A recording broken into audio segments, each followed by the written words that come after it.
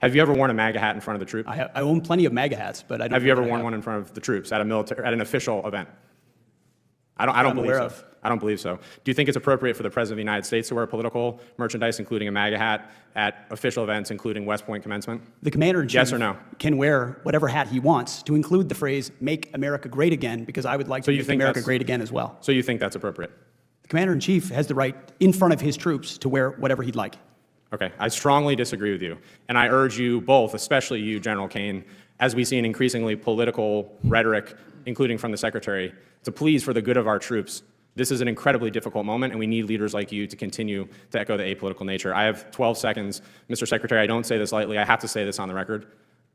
I think your tenure as Secretary of Defense has been shameful and weak, and you should resign. This moment is about something far bigger than one heated exchange in Congress. It is about whether the United States military remains a neutral institution that serves the Constitution, or whether it slowly drifts into becoming a political instrument. Goes back. Chair, and I recognize the gentleman from New York, Mr. Ryan. Thank you, Mr. Chair. Thank you both for being here. We have all worn the uniform. We've all served in combat. We all love our country. We all revere our troops. And I really want to speak with you both, not as partisans, but as patriots. And I want to talk specifically about the events at Fort Bragg the other day. General Kane, I want to start with you. As a junior officer, were you ever required to make a pledge of political loyalty? Yes or no? Sir, as you know, we're an apolitical military, so, no. Thank you. At any time in your 30-plus years of incredibly distinguished service, did you have to make a pledge of partisan or political loyalty? No, sir. Thank you. Did you ever serve in any unit or command at any level where service members were required to make a pledge of political loyalty? No, sir. Thank you. And I want to commend you. You've been on the record on this, including in your confirmation hearings where you clarified, quote, "I've never worn any political merchandise or said anything to that effect." I appreciate that. That is the standard, and commend you for saying so and continuing to model that. General Kane, one last question for you. Should soldiers have to pledge political loyalty to participate in an event with our Commander-in-Chief? Yes or no, please. Sir, I'm not. First, no. I'm not aware of any time in history that soldiers, sailors, airmen, Marines have been asked to do that. I think. I'm sorry, General. I do want to, just in the interest of time, I want to talk about what happened at Fort Bragg 2 days ago. There was guidance put out, and this has been verified by multiple independent news outlets, saying, quote, these are to the soldiers of the 18th Airborne Corps and the U.S. Army, "If soldiers have political views that are in opposition to the current administration, then they need to speak with their leadership and get swapped out." This is swapped out of the event with the President. In addition, in an incredibly disturbing incident, there was a pop-up shop selling MAGA merchandise on post at Fort Bragg. And to summarize this, there was a commander from Bragg who said on the record, quote, "This has been a bad week for the Army, for anyone who cares about us being a neutral institution. This was shameful." If those are the facts, and I know the Army is investigating at least the MAGA pop-up shop, is that appropriate, General Kane? Sir, I haven't seen any of these reports. I'm not familiar with them, but as I mentioned earlier and in my confirmation hearing, the nation demands a apolitical, nonpartisan military. I appreciate you saying that and happy to share those reports. Secretary Hegseth, are you familiar with DoD Directive 1344.10? Political activities of the members of the armed forces? Well, first off, I don't buy into your yes or no? insinuation Are you familiar that pledges are being done under this administration. That's I reclaim my time. Are you familiar with this DoD directive? There's never one time in my service or in this Defense Secretary, Department. will you please answer I'm answering your these question questions. Where politics has been considered for service members. Are you familiar with this directive? Yes or no? Which directive? DoD Directive 1344.10. I'm happy to provide you a copy. There's even a one-page red and green cheat sheet. Are you familiar with it? This is the same directive from when we were all in uniform. I'm sure I am. Has anything changed in that directive under your guidance, given what happened 2 days ago at Fort Bragg? Is there a new policy change that we're not aware of? Again, I totally reject your insinuation. Is there a policy change to DoD Directive 1344.10?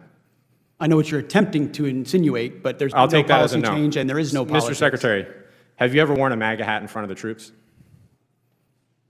I own plenty of MAGA hats, but I don't. Have you ever worn one in front of the troops at an official event? I don't believe so.